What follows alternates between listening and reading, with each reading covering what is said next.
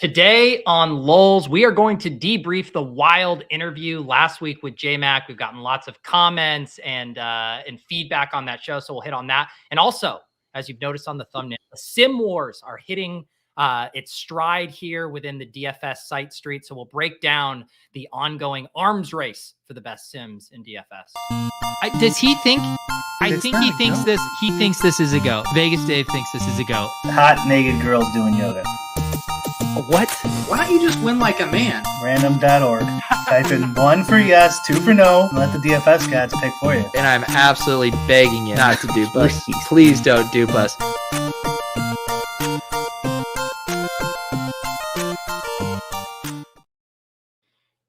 Brian, you've had a busy day on Twitter. I saw something about a DFS journalist never revealing their sources. What was that in reference to? That's right.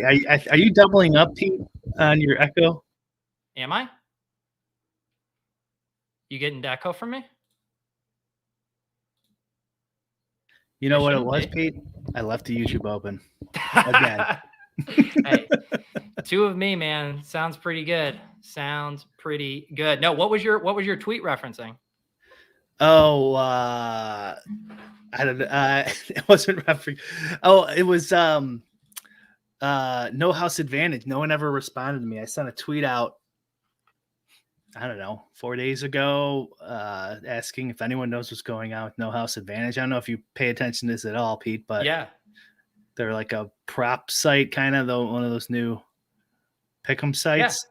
Yeah. And their account is, I haven't checked today, but their account was set to private on Twitter, and people are complaining they haven't been paid out in like 2 weeks at this point. And I don't know. I was just wondering if anyone knew anything.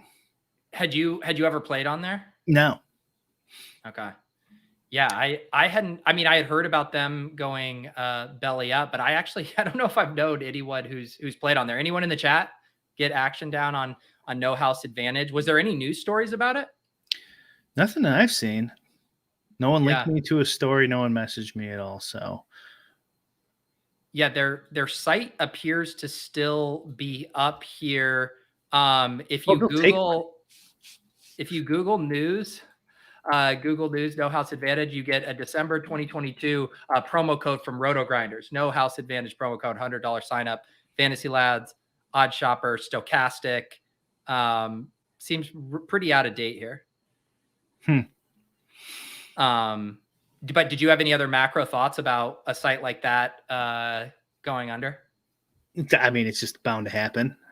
Yeah. At some point.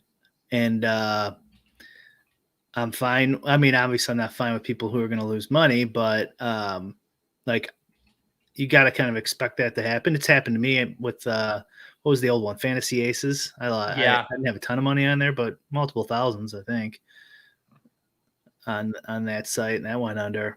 Just in the DFS. Poker, obviously, back in the day, sites would go under all the time.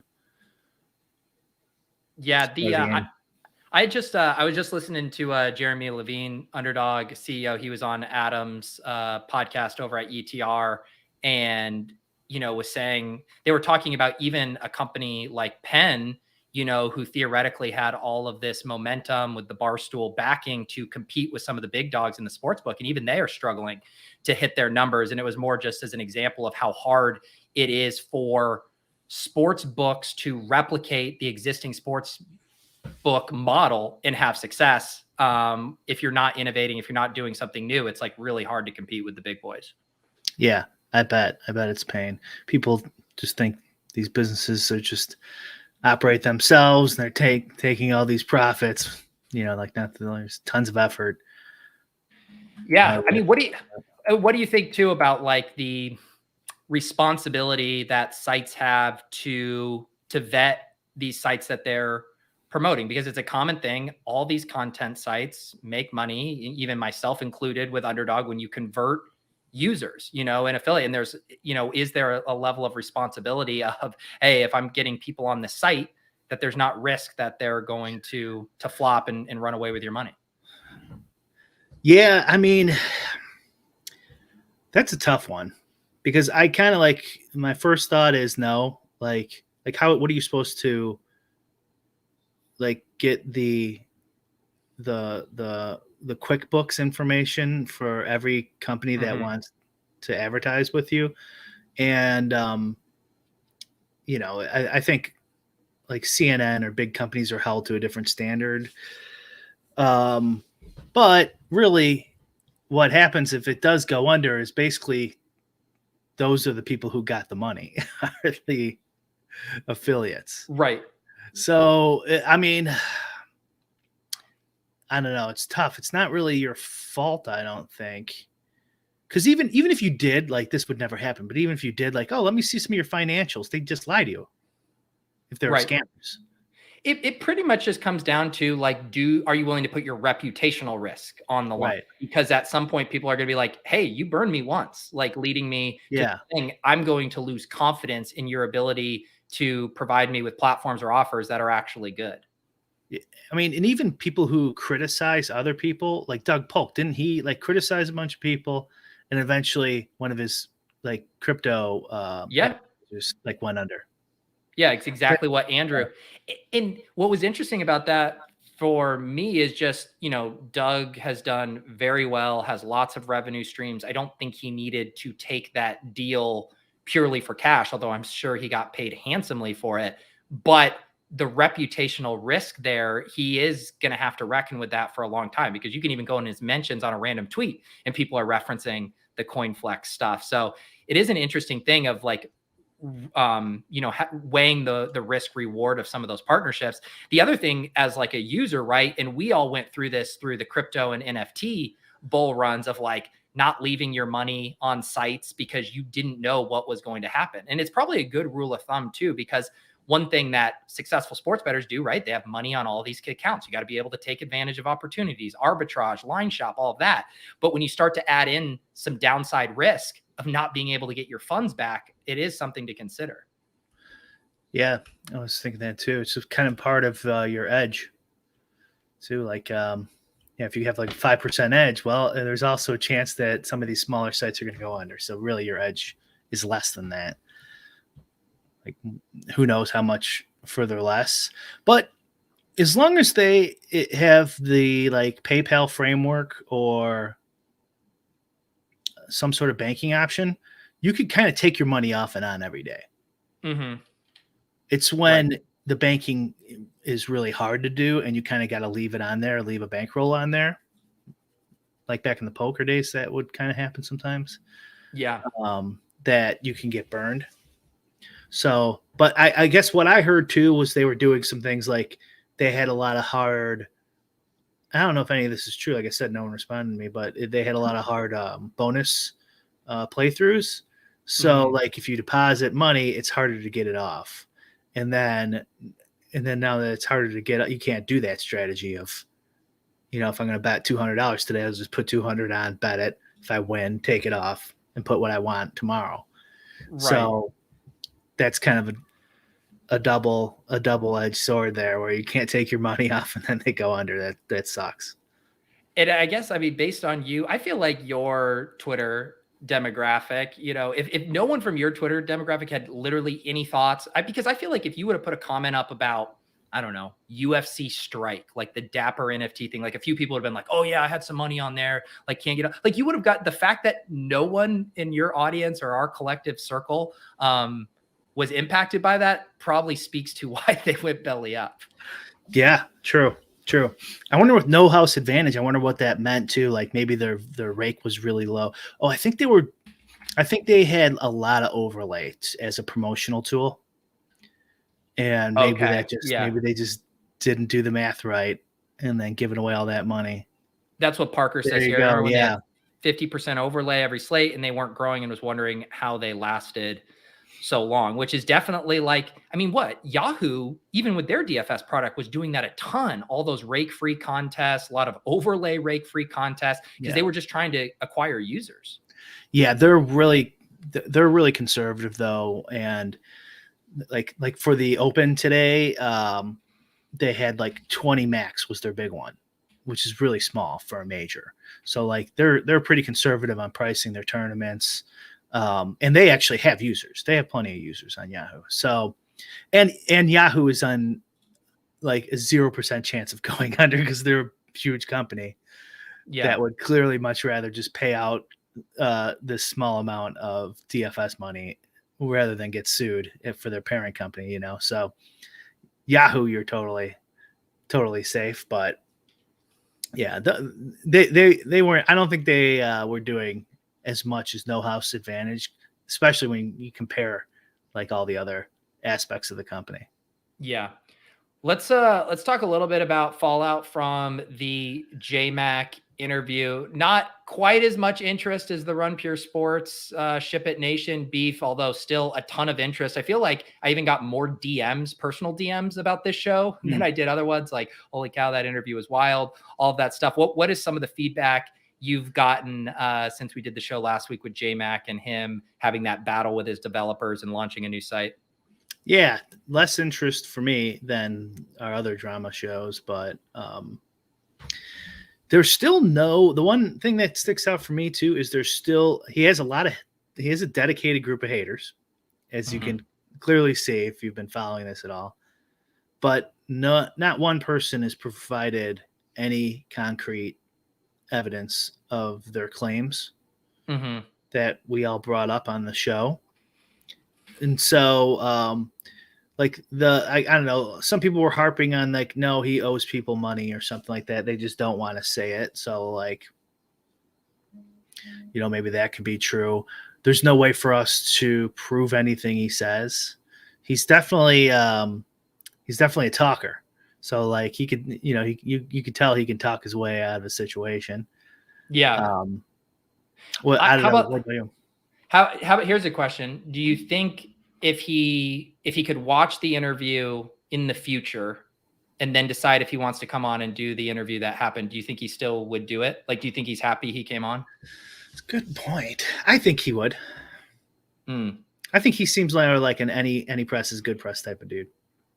Yeah, I was trying to think through that because I think obviously as much as I'd like to imagine that Hoop and JMac, like the show, want to chop it up with us, I think there's an obvious element of marketing their new sites. We have an audience that plays DFS that is hyper engaged, but I also then wonder, I'm like, how much of our audience is actually looking around for a new DFS site, watches those interviews and says, hey, I want to go sign up at Ship It Nation. I want to go sign up at Really Good Picks or whatever. That's where like the marketing angle for them kind of falls through for me. Where else are you going to go? But like, yeah, I also think like there's the kind of typical corporate conversion rate and stuff like that doesn't necessarily apply. Like just the fact that 15 to 20,000 people saw Hoop's story. Like those people like otherwise wouldn't have known that he has a new site even. True. And they could have been like, oh, I'm going to cancel my Run Pure and go to Hoop now. Like you basically use it as a press release, lolz as a press release than an actual like marketing thing. Yeah. Like we talk about with like bits, you know, like when people complain that you do your bits too much or something, it's like homeboy, not everyone sees his bits. Like he's got, like, you got to like get it out there as much as you can, because what percentage of your audience actually sees things you type or say or text or whatever. And so like just the fact that they can get on a show and get that many views or listens, I think that helps just awareness of it. I bet they got a decent amount of subs from our show. JMac, I don't, maybe I just feel like Hoop came off a lot of people. Like I think actually changed their mind who didn't like him and then started to like him. I think he came across like if you looked at like polling favorability rankings, I think Hoop's stock went up, whereas the feedback I got, people found JMac to, I think his the way people perceive him, I think went down a little bit. Yeah. I think that's right. It's hard to differentiate between his dedicated group of haters though, because they're pretty vocal. True. So, it's hard to say. I think partly too, and if you think about the differences, like a lot of Hoop stuff was like And again, I'm sure there's stuff he left out, whether for legal purposes or he didn't want to share. But the tenor of that interview was like a chronological telling of a story. Mhm. And he was kind of like hitting his marks. Then this happened, then this. JMac, that interview was less about like, tell us the exact blows, because then the whole second half of the interview were about these other things, questions that the community has had about him. Yeah. And I felt like there was less, I don't know, consistency or conviction in how he delivered those answers, where it felt somewhat like a politician, someone filibustering a little bit, trying to explain a caveat that then needed further explanation. It just wasn't as believable as Hoop's narrative. Yeah. And Hoop also couldn't, like said multiple times, I can't talk about certain things, where JMac could talk about whatever he wanted. And it still didn't make a lot of sense. And some said, like, the two big ones were obviously the disagreement with the what's his name, the IT guy or whatever, and then the other one was his banning or whatever you want to call it from DraftKings, and then using someone else's account. So like the first one with the tech guy, it still doesn't make a ton of sense to me. Like if you put yourself in the shoes of a scammer guy, like who's just trying to make a buck off of some young kid, like why would he rock the boat so hard? Like why wouldn't he try to let that deal go through and then get his 50% or something? Why would he right at the end then go, no, I'm going to try to charge even more money? It didn't really make a whole ton of sense to me. Like this guy was just doing like barely anything or nothing and making his cut or charging the fee for his company is like, I don't know. It just seems like such a what's the word? Not like diabolical, like just like a dumb criminal. Like you're like Right. you're trying to get caught. You know, you're overdoing it so much. You're gonna ruin the golden goose. So like I didn't fully understand it, and then the fact that he's like so certain the guy won't respond or talk or DM or come on a show or anything is weird. Mm-hmm. Like, how are you so absolutely certain? Yeah. That's a little suspicious. Yeah.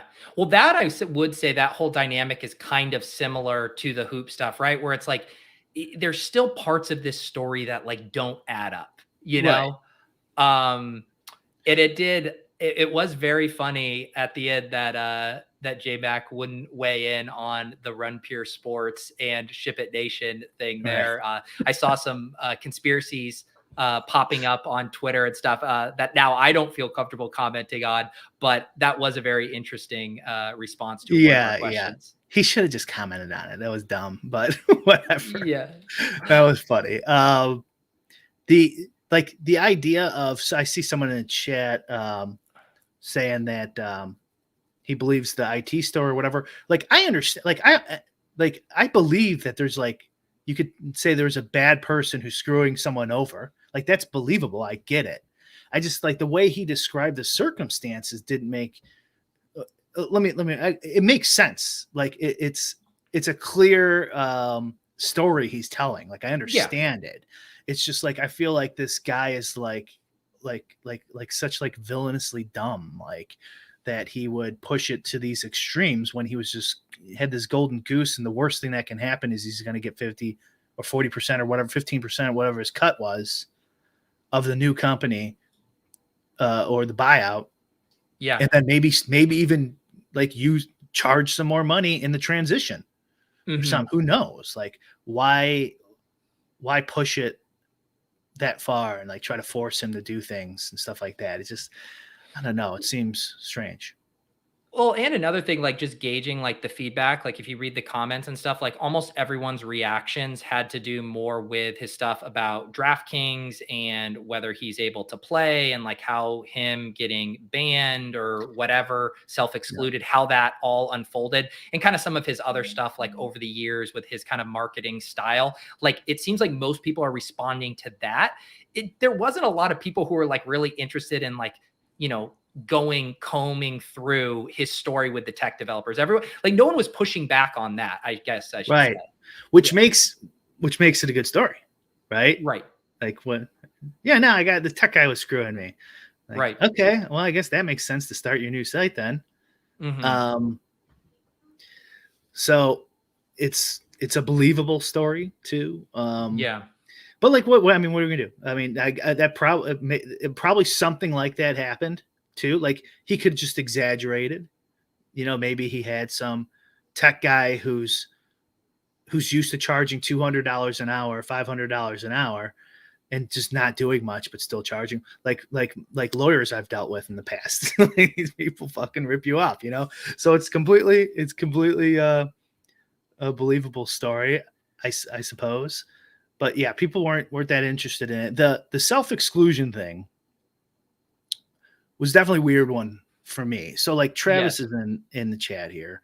And Mhm. for people who don't know, Travis is a professional DFS player, as am I. And we talk with our reps a decent amount, not a ton. I rarely talk to them. Like one word answers usually, like but I can understand why you'd talk You're to not them having more. 3-hour conversations on the phone with your rep? I thought that's It- the it- Ryan I do. I'm trying to do like a charitable interpretation. Like it makes 3 hours, like actually on the phone, Yeah. like a landline. It makes sense. Like if you like going to games and stuff, to be friendly with them. Yes. I don't care about games, right? They offer me Right. all the time, and I'm like, nah, thank you. I have taken it a few times, but like, so I imagine there's reason to talk to them a lot more than I do. So I'll grant that. And then Mhm. Travis said last week that he believes the part where you overshare on something like mental health or something, and I can't remember what he said, but he could he could believe that part. So I think I've talked with somebody else, I won't say who, too, who was on like one of the player committees, and Mhm. and he doesn't believe it at all. Like he talked with some of the people after our show and says, "Is this even believable?" This is from a third source, so, and he's like, "No, that wouldn't happen. Like they wouldn't do that. They wouldn't escalate it to the team that would do that." And Go and ahead. that's no, I was just gonna say, thinking of like what could have happened in like a soft spin on it that he gave, like for whatever reason, if he did personally decide to self-exclude, whether his own decision, whether a decision he made with his family or whatever, it's a little easier to say, I accidentally got self-excluded by something I said. It wasn't me. Like I wanted to keep playing, versus like taking ownership of then having to answer the question, why did you self-exclude? And so that's kind of a careful way of being like, hey, that can't get fact checked. Like I doubt the DK rep is going to come out and come say, no, we actually self-excluded him. Like he can probably tell that story how he wants without fear of like the actual way it went down surfacing. Let's say he did self-exclude. So this is a reason to believe him, kind of, is like, let's say he did self-exclude. Right. Couldn't he just come on this show or another show and go like, I was running bad and I was just pissed and I never wanted to play DFS again, so I hit that button. I didn't know that you can't get back from it. That ruins the narrative, though, of I'm a winning DFS player and you Okay. should pay me for my picks. Okay. Yeah. I agree with you. Like that makes sense. But like if you are struggling to add new subs and then starting a new company where you need to add new subs, like that's a hard billboard to put out there. Right. And here's another thing too. If you're on your new site, if your account is incognito or you're staking somebody and directing them how to play or whatever the fuck he's doing, there's no proof of that anywhere. And that's why I think that whatever the truth is there, I think that's where the interview got away from him, because kind of some of that started to compound, because then it does match up with my thing. Hey, I need to show that I'm a winning player, that I'm still active, that I'm putting skin in the game on the picks I'm playing. So I have to now say like, no, I am playing, but then how are you still playing? Then it brings up the terms of service questions, which people had, is that even allowed? And we kind of vaguely got into if that was technically legal or not. But it does, you could kind of see the spiral of just not wanting to admit I personally self-excluded, how that then led to having to describe other weird parts of that. Yeah, definitely. That could be part of it. A bunch of comments I got too, where they wanted the the projections discussion to go on much longer, but we ran out of time at the end. Yeah. That feedback came in. Yeah, we probably could have went another 20 minutes or so, but with the back to the gambling, the self-exclusion thing, it's even kind of like from the like you're a winning player, that's why people sub to your site type of thing. It's kind of weird to even get in that spot, right? Because it's like, well, why are you complaining about like your mental state if you're, a stud DFS player at all? Why are you even in that spot at all? Right. And I think that's why it's like a tough, because like multiple things can be true, right? Like you can be playing at those levels. You could be bad and you could be getting outplayed by the top people. You could be just running really bad. I mean, you could talk about the swings too, right? Like you could be really good and have $1 million downswing if you're playing like nosebleed DFS stakes across all these sports, like all the time. So like there's a lot of things that could lead to the point where you need to self-exclude or you go busto and have to stop playing. But that's a really, really tough pill to swallow for anyone, much less someone that's trying to sell people on giving them money for DFS tips. I thought another really interesting part of that was him saying, and I actually believe this, that his content was starting to skew more toward like the super small field, high stakes stuff, which the majority of his audience isn't playing, because that's like a really interesting dynamic, right? Like most of them want like Millie Maker level picks. And as you know, like the strategy for the Thunderdome is wildly different. Yeah. I still think that doesn't make a ton of sense. Like, because for just getting subs, like if you're beating the Thunderdome, like people will sub to your site, even if they're only playing $10 GPPs. Because they're like, oh God, this is the Tom Dwan. This is the nosebleed guy. Well, and those nosebleeds are the perfect thing for screenshot marketing, right? They're small fields, which means you're going to win more, and they're big dollar amounts. Yes. And so it checks all the marketing boxes, high dollar amounts, the biggest names, you win more frequently. If you were just posting screenshots from your Millie Maker play, like you'd probably lose subs. Holy cow, this guy has a negative whatever ROI in the Millie Maker these first 10 weeks of the NFL season. What am I doing? Right. I bet that's exactly why he did that. Exactly why. It's easier to win. It's harder to win long term though, because the competition is so high, but it's easier to just randomly win a Thunderdome every year. And when there's only 5 opponents. One thing is that backs his story up is like tax purposes, because if he was losing all this money more than the subscriptions he was pulling in, he could carry over that debt year after year. So getting rid of that corporation and starting a new one, he would lose all that tax harvesting. I didn't even think of that. Yeah. So he was probably not significantly in debt in the business. Well, not in debt. Like he wouldn't owe anyone, right? Like the IRS would just, so like, let's say he made $200,000 in subs the next year. If he lost $300,000 the year prior, like he wouldn't have to pay any taxes on that, and he'd still have $100,000 rollover. Yeah. So, yeah. I mean that kind of backs him. All of it though, like as Travis should be writing this guy's press releases. By the way, he's defending at every quarter. But Eddie's an investor in really good picks, I heard. Yeah. He's his new web guy. He's running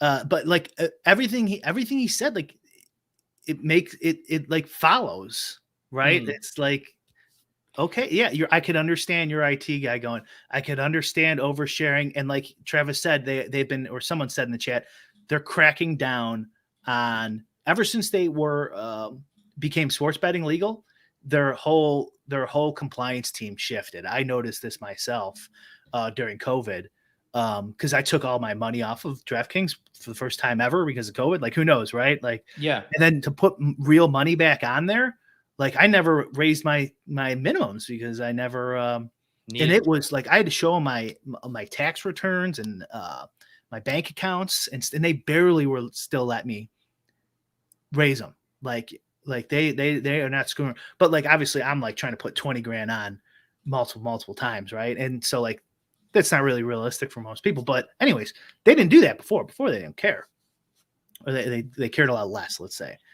So like you okay, like it's all like believable, but like but you can know that as a smart person, which he clearly is, right? He's not like a dummy. Like you can also plan that ahead. Like what makes sense? What makes sense? But it does all make sense. And just like a somewhat related note for some people who aren't as familiar with this self-exclude stuff, just to give another story. So my college buddies, they got really into underdog pick'ems. They do not give a shit about best ball, but they love the pick'ems. They always hit me up, hey, give us a pick'em slip or whatever. And my one buddy is just like obsessed. He's playing all the sports. He was tailing DJ Mitchell on Twitter and he just loves it. Like he gets his fix. He fat fingered the self-exclude within the app. He was like hitting buttons around. I think he was trying to deposit more and literally self-excluded for 6 months. And he's just been blasting off on like pick'ems. He was devastated. Like I even tried to reach out to some people that I knew at Underdog Support. I was like, this is my buddy. He's completely fine. He only gave it, but they're like, we literally can't do anything. Right. Like the second you press that button, so he can't play for these 6 months. And it's just like, there's nothing you can do about it. And I think it speaks to some of those things you were saying that DraftKings does, these protections they take in place, because what's a thing that someone who does have a problem who self-excludes might say the next day, I was just kidding. I didn't mean it. Exactly. Yeah. And like, I harp on this all the time. Like they're just, your political opponents are constantly looking for a story. Right. And so like, if you fuck up on your compliance, your self-exclude, and then they get a nice sob story to put in the New York Times and shit on gambling or shit on Underdog or whatever, they're going to do it. And you're going to wish, you were a little strict, especially in the beginning now, was people are still getting used to nationwide gambling. Mm-hmm. So yeah, I think they're cracking down a lot harder. And they clearly are, because why wouldn't they do it under DFS? Because they didn't have to. So right. Not Underdog, they weren't even around, but you know what I mean, DraftKings and stuff. So and then the thing I brought up in the very beginning, no one has sent, to my knowledge, you or me, any evidence on any of the accusations or anything disputing anything he said or anything from his ex-employees. Not even like one bitter ex-employee he fired 2 years ago sent me a message saying he was a jerk or anything. I will say one thing, and maybe it was how I worded the promo tweet, but like JMac never shared the episode. So there was no one from like his audience that wasn't familiar with us. Like his like immediate, like he got in front of our audience, but we never got in front of his audience by him not sharing that episode, which I do wonder if maybe some other people would have come out of the woodwork. Hey, these are former subs who had stuff that like didn't even know this interview existed. That was one thing I was thinking about. Huh. I didn't notice that. He didn't retweet you, huh? Mm-mm. You did that after the show too, right? Yeah, because I think I don't know if I forgot, or I think I had retweeted your promo link before, but that yours hadn't tagged him either. And then after the show, but it goes back to kind of like, he did respond to some of the claims. He did respond to some things, I think. Yeah, all I'm saying is he didn't put this episode in front of his audience that I think would have actually. He retweeted your promo. So before the show, there's lots of questions about what happened with DFI. I'm perfectly willing to discuss it all. Okay, so maybe my thought process doesn't line up. That like any one of his followers who are interested in this story, they probably saw this through. Yeah. Okay. Yeah, and still nothing. No. And now that there's a decent amount of views and listens, still nothing even after that. Mm-hmm. So yeah. Let's talk a little, and again, if anyone has any other follow-ups, and if for some reason you guys don't know what we're talking about, go back to last week's episode. We interviewed JMac. It was about half about him starting his new company, what happened over at DFI, and then also those questions from the community that we passed along. Oh, go ahead. And can I say too, like, I think we're fair to everyone involved. It might have been a little harsher that one, but I don't think a lot of people said we weren't harsh enough. And but like, you're not going to be able to like just use our platform to promote your new thing. I think you're never going to appease everyone, right? Because like you said, some people said you did a really good job. Thank you for asking those hard questions. Some people said, oh, I would have gone so much harder. I always laugh when I see those because, buddy, he's not coming to do your show. Like these people think like, I'll get him on the mic and I'll be like, you fucking scammer, you're this, answer this question. It's like, dude, he's just going to click the X button and log off. So you can Right. pretend you're a tough guy with all these hard-hitting questions you're going to answer, but you're not going to get an interview. And so you do have to balance. You have to create a space where people feel willing to come talk, and that you're going to ask questions that are important. You're not just going to let them get away with a puff piece, but you also have to provide an environment where the guest is comfortable. So I always think it's funny when people are like, oh, I would ask the toughest questions. Yeah, buddy, you would have had a 2-second interview.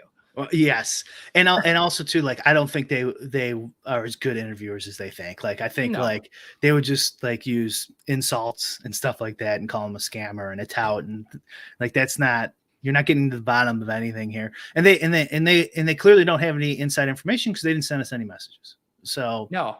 And we did, I would say I mean, you and I are notoriously lazy with the prep work we did for the show. For both the Hoop interview and the JMac, we do a decent amount of prep work. I actually had an outline for questions. We DM'd with multiple people trying to get information from what we thought were reputable sources. We didn't turn up anything that relevant beyond what was shared on the show.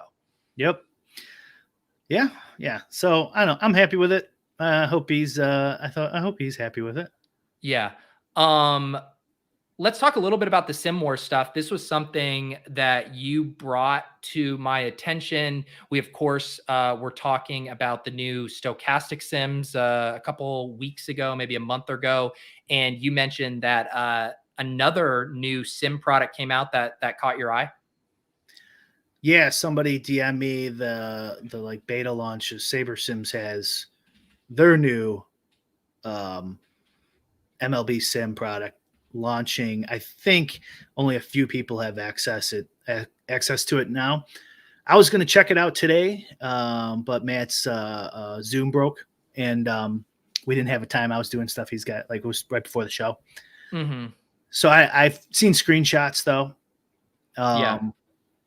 And the Sim Wars are on.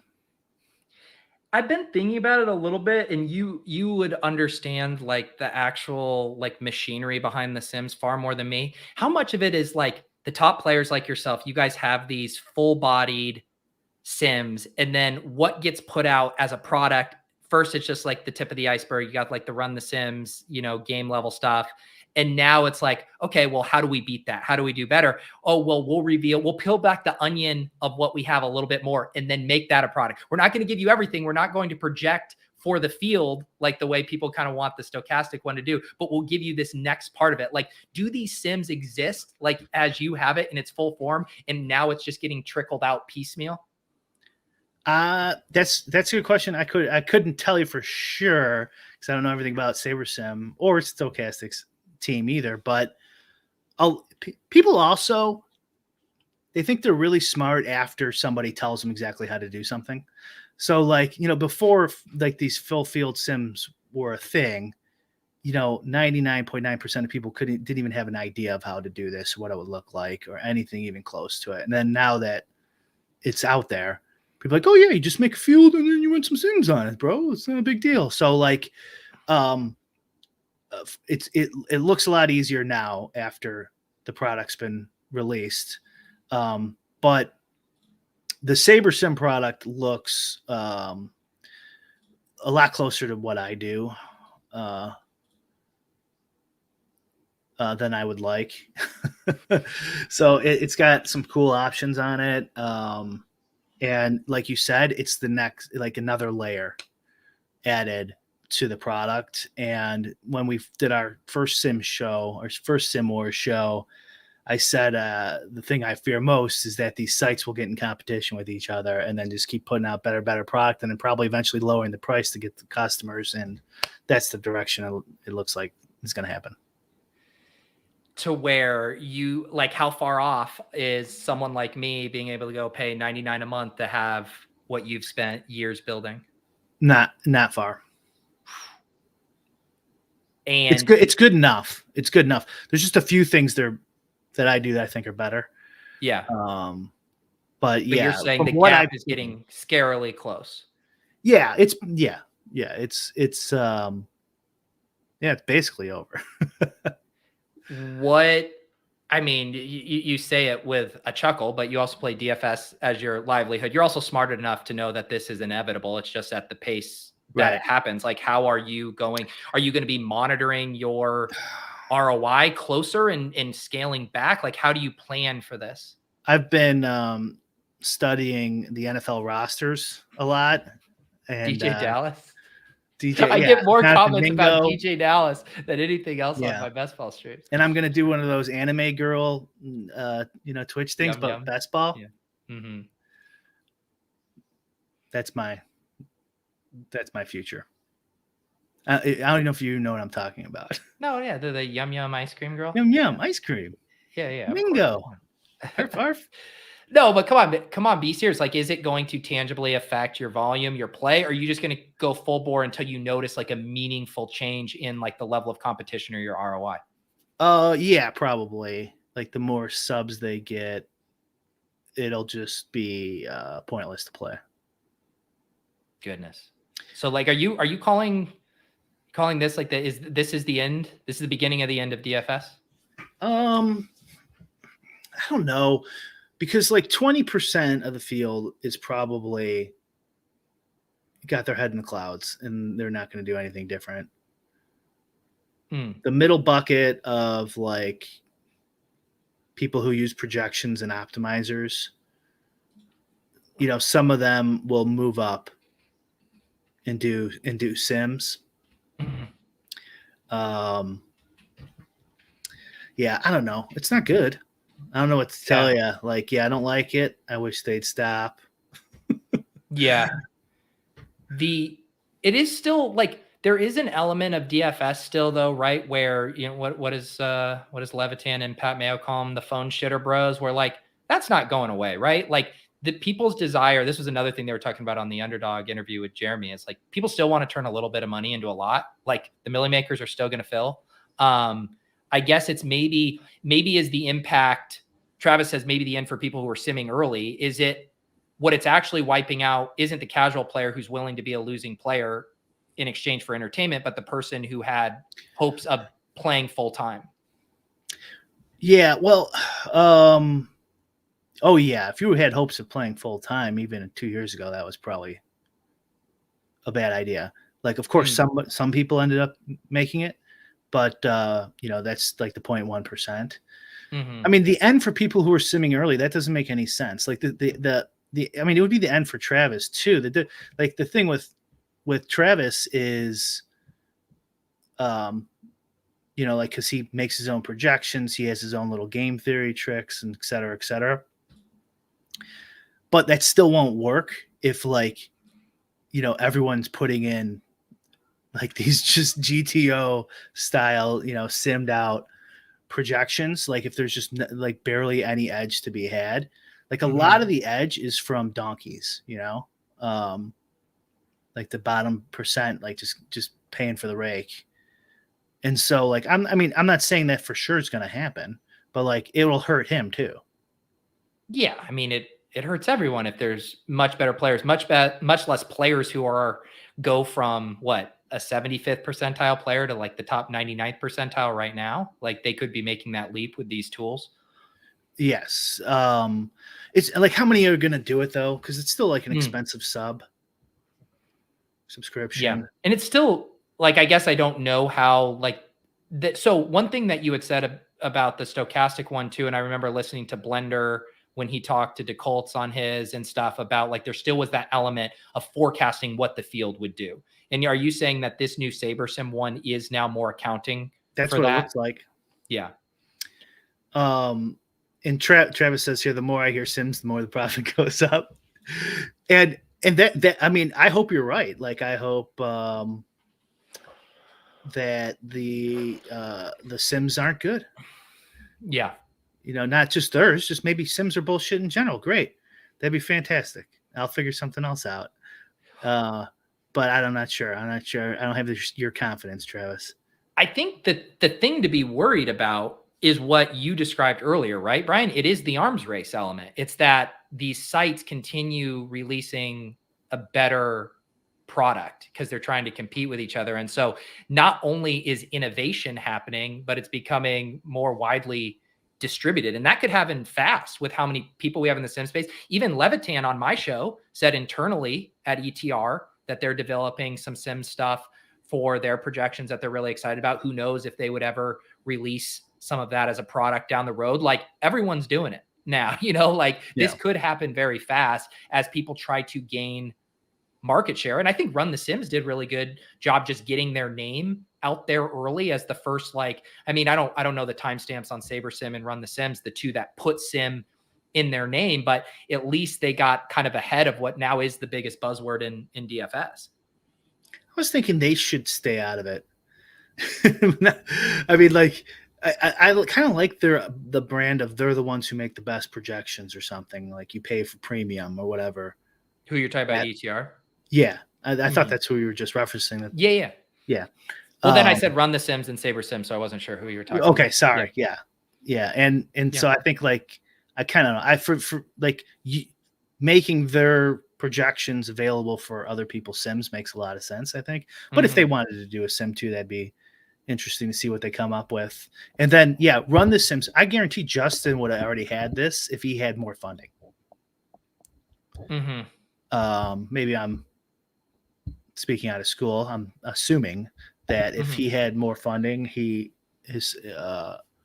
probably would have, because same with me and my my app is a lot of it is well, how much do I want to spend to improve, to add cool things to this? It costs money, is it worth it? Yeah. Do you still think so again, because this is me showing my not fully understanding how the Sims work, but your sim is still naturally going to be different, even some of your inputs and your special sauce. There still has to be a pretty big edge of you have your own sim, and then let's say hundreds of people are using the exact Saber sim. That still has to be an advantage for you because they're all dealing with the same input. You talk about garbage in, garbage out. Even if it's good in, good out, all people being on the exact same thing, we know that's not optimal. This is how the Burrito brothers never dupe each other. There's so many combos that you could be running the same sim and you won't dupe each other. In these big sports like NFL, MLB. So I wouldn't be super worried about it. MMA is tough because you can't service enough customers without getting really creative and how you're going to give them their 150. So that would be that. I wouldn't even do it, honestly. I would just do it just like Justin's Showdown product. I'd make it almost exactly like that with a few tweaks. Yeah. It does go back to, go ahead. I was going to say my latest sim, I press a button and it cracks the best NBA players' emails and sends a message from their email to DraftKings saying they have mental health issues and they don't want to play anymore. What do you think about that sim, Travis? Would that work? Would that stop you? That honestly is the best thing. You create a sim that gets you like that sim excluded. Yeah, it's definitely very interesting. And I wonder too, how I definitely would like to poke around with it when it comes out. So Tastic says they're planning on releasing it before football season for all sports. Pro Plan's currently $130. They said there'll be a price increase because that does go into the part of how easy is it to use this. Let's take someone like me who's willing to, cover football closely, know the ins and outs and all of that. And then I sit down and I'm, hand building my stuff.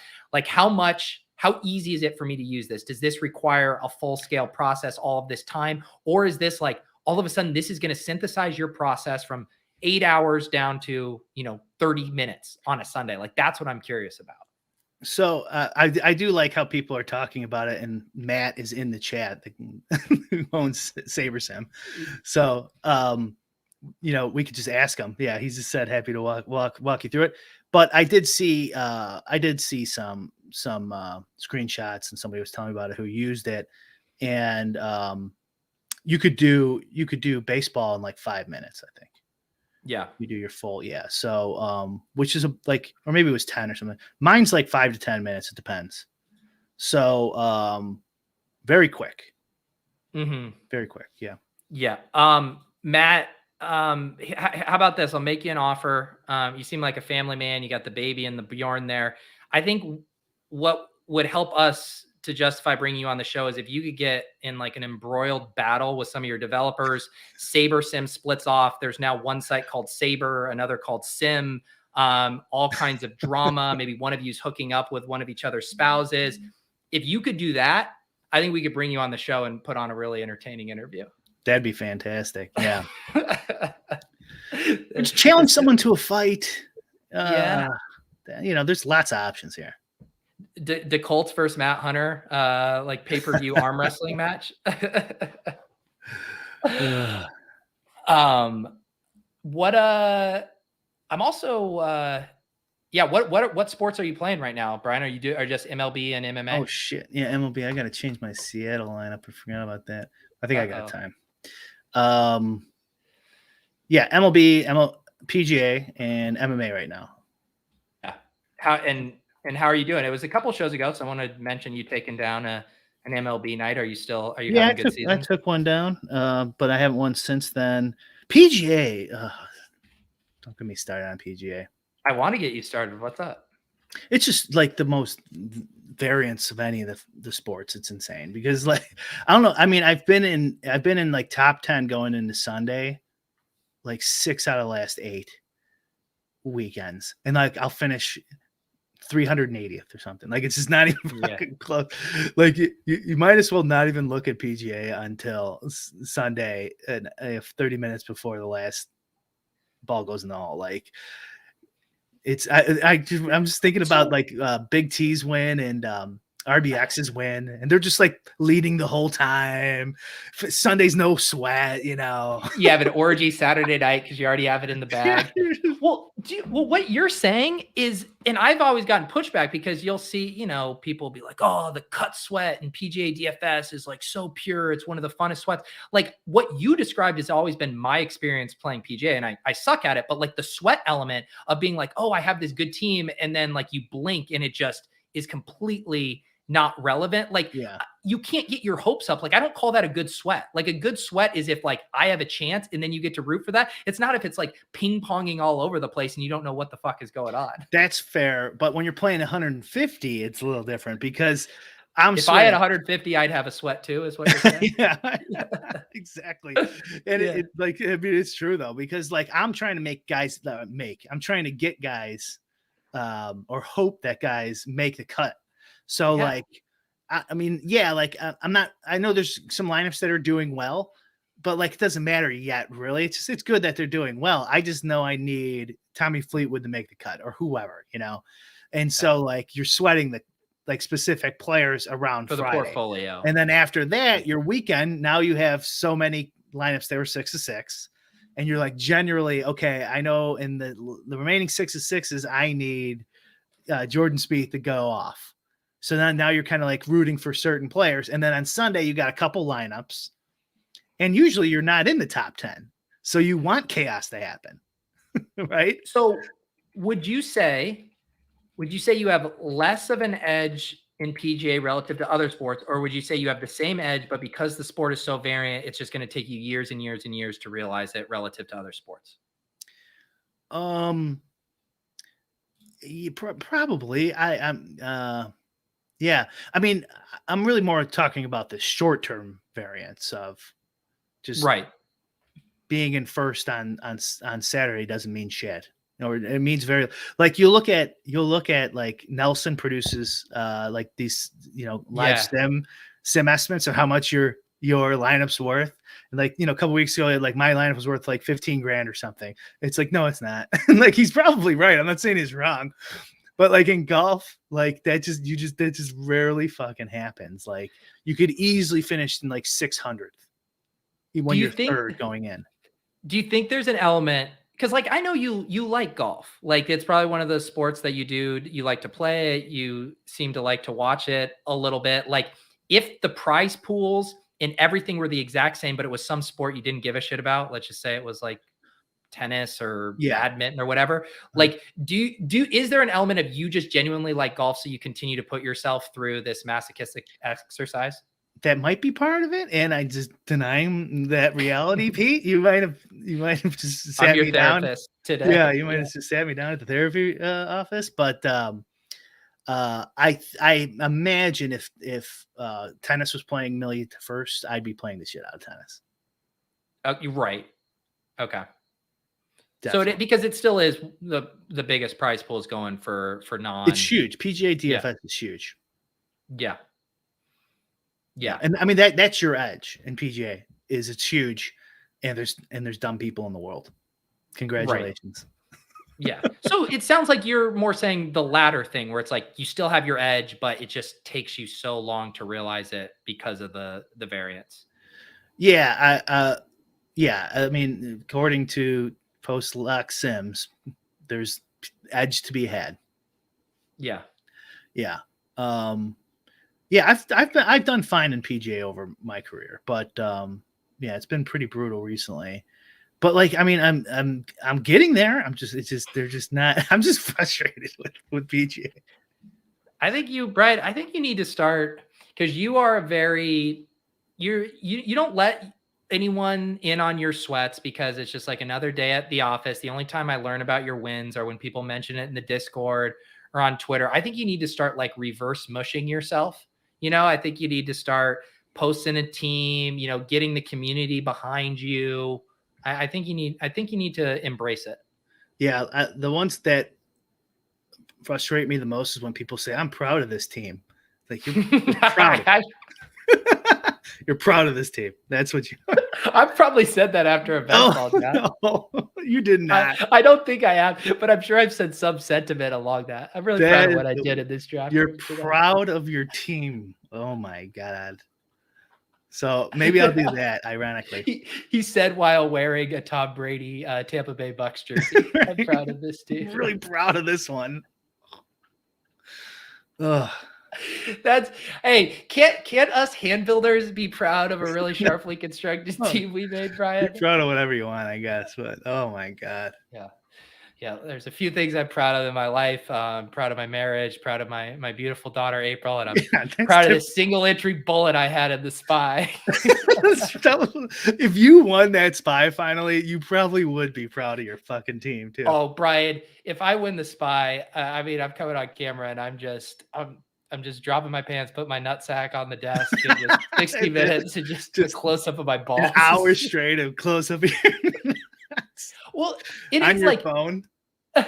Getting back to like I've mentioned this in a few spots, and like people have been asking me about my like DFS programming for this season, just because I have gone so all in on best ball drafting, and like there is an element of like DFS content now that it's still fun. It's a really fun puzzle to put together. But man, like my Monday morning shows were just like depressing. Like I started to dread them. And like when I do a best ball stream, I'm proud of those streams, Brian. No, I get excited to do those shows. Like it's fun. And I'm like, why am I just like doing this exercise on Mondays where I'm like, yeah, I made this decent team, had a good low owned guy here, didn't come together, didn't min cash. Another day, let's update the spreadsheet, still taking a bath. And I'm like, maybe I am going to make a slight shift this year, review other things, maybe do more drafting style games where I'm just like not as miserable on Monday mornings from a content perspective. I feel like if you don't want to do it, don't do it. I think NFL though, NFL's like the biggest edge, even though I can't fucking beat it for some reason. But NFL is because there's just so many people playing it. They're so huge, and the reason you lose all the time or whatever, like it's so hard to win, is because they're so big comparatively to all the other sports. Like the JMac thing we talked about earlier. If you want to become a huge, get 30,000 followers as a tout, play a 6 max. Don't play 150,000 max entry because you're never going to fucking win it. So like, I mean, but that applies, like people enter the $5 with 70,000 entries and expect to, win every once in a while. And it's like, if you were average and you enter once, you're going to win like once every 70,000 years, Right. Exactly. It's extremely hard. And even the spy is 2 or 3 times or bigger, way bigger than all the other sports, even the PGA one, it's like 2, 3, 4 times bigger. Yeah.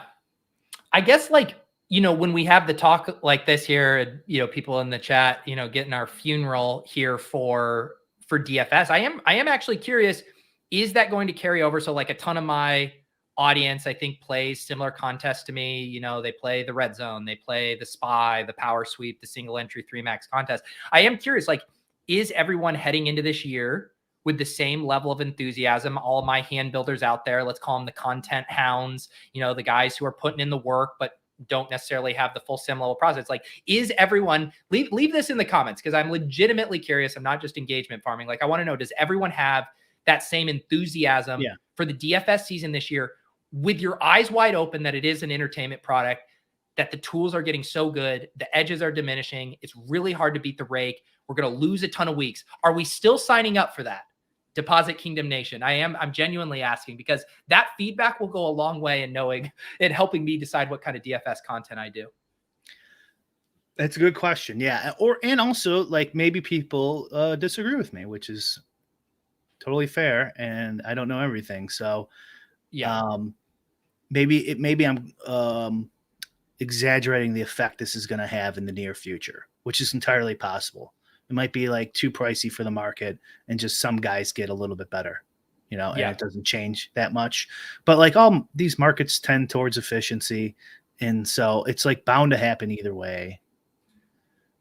Yeah.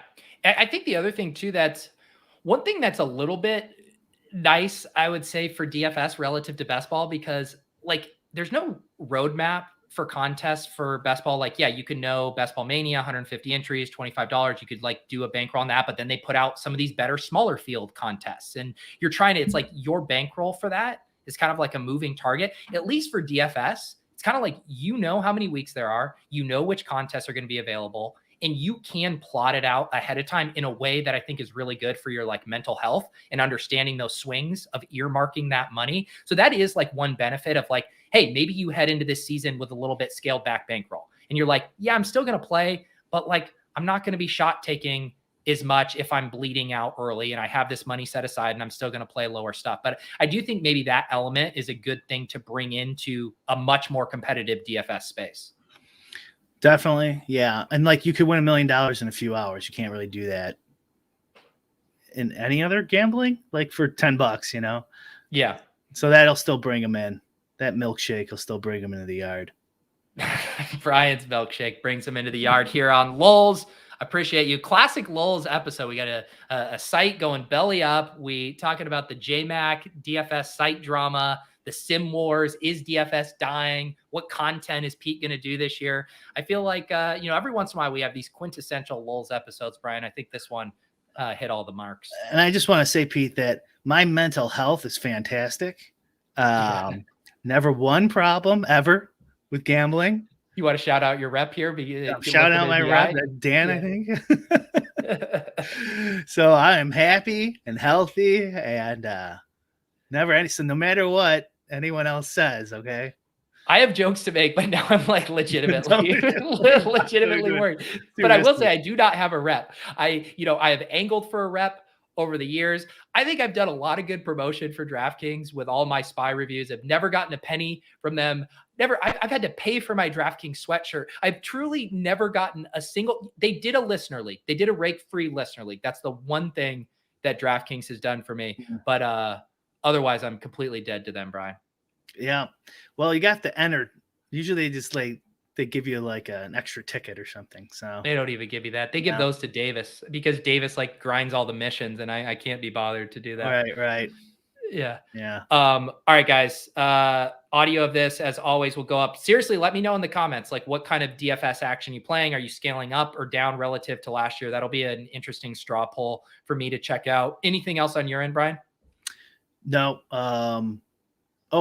Did the RG extension break for everyone? I think it did, and it did for me, anyways. And so I think we're gonna put it for free on our app, Pete, because they might not be bringing it back. Okay, gotcha. All right, that's good to know. I know you use it too, right? I use that all the time. So like, someone asked how much I have of a golfer, and like, I can't even check because I usually use that app. Yeah. What's so funny is I've had that app for so long that I completely forgot it was RotoGrinders, and I thought it was just like a built-in DraftKings thing because I got so used to it. Yeah. So multiple people confirming. It didn't get banned. It didn't get Okay. banned. They changed their HTML because our app broke too on it. Okay. Yeah. So there's that. And if there's MMA, I'll have my stuff up tomorrow. Or no, for Saturday. For Saturday. Yeah. Awesome. I am doing randomizer tonight. Some of you guys might know him, Most Crucified from Underdog, Trill Withers show, goes by Sexual Jumanji. Very funny dude. We're doing the show earlier tonight. He had plans, so that will be at 5 p.m. So randomizer at 5 p.m. And then also Davis and I just recorded a podcast with Patrick Laird earlier this morning. It was fun to check in with him before he heads off to Bucks training camp, and also got his thoughts on all the current running back holdout conversation and how he would handle it in those spots. So I'll post that tomorrow. The audio will be up on the Takecast as well. So keep an eye out for that. Appreciate you guys in the chat as always. For Brian, I'm Pete. This is lolz. We'll see you guys next time.